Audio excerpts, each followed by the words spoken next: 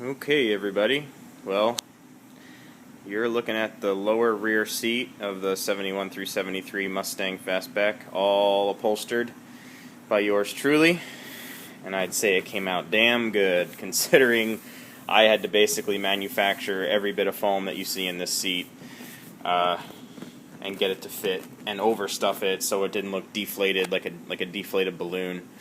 And I think it came out really, really good. There's a little wrinkle I have in here. This is where the cover was folded, so I'm hoping with a heat gun and some massaging I can get that out.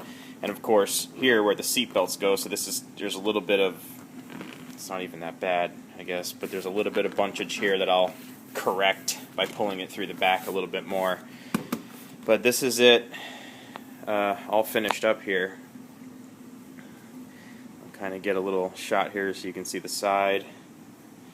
It came out real good, and I'll tell you right now, this definitely is an art form, and I totally understand why the guys that do this are as highly paid as they are, and I have a whole newfound respect for upholsterers, because this is almost an art form. It's like crafting something to fit into a form. So it's a lot of trial and error and foam cutting and creating and stuffing and making things fit and making things look good, so it's nice and full looking and real tight. There's a lot of areas, especially right in here and right along here in the back, that I had to use a lot of batting in because the foam just wasn't cutting it. It wasn't laying down nice. So I used this polyester fiber fill batting, which is just a regular old batting you can get at a craft store, and you can pretty much, it's pliable, so you just pull it and stuff it where you need to. Then I used this type of batting here to kind of lay down to give it some appearance, and you'll see on the blog I kind of show most of the extra foam. I had that layer of green foam, and then I added this other thick layer of actual seat foam to give the butts of the seats a real thick. You can kind of see in here, it's there's a lot of foam in here over the natural green foam, which was here, and this is actually double layered as well.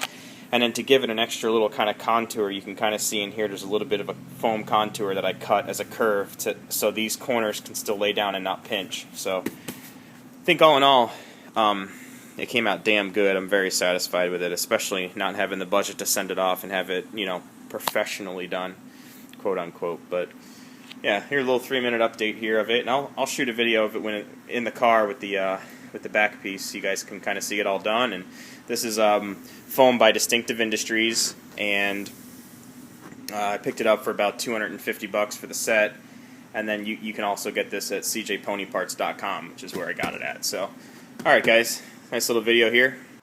Okay, I wanted to do a little extra update here. After kind of looking at the pictures and sleeping on it for a whole night, I fixed a lot of the problems that you'll notice in the first parts of the pictures. There was a lot of rippling along this top edge. That's really kind of hard to avoid when you start hog-ringing back to the back, because it creates a pull point, and then there's a relief, and then there's a pull point again, and there's a relief. But there's a little trick that I kind of discovered with using the fiber fill and just stuffing that batting as much as you can in here to really fill it up as much as possible. And then instead of starting from the set, now there may be professionals out there that correct me on this, so please save the hate for someone else, but this worked for me. When you start in the middle and you start working your way out, you create a bunch point here, or you create a bunch point here. So what I did was I knew my lines were going to be okay, so I started here.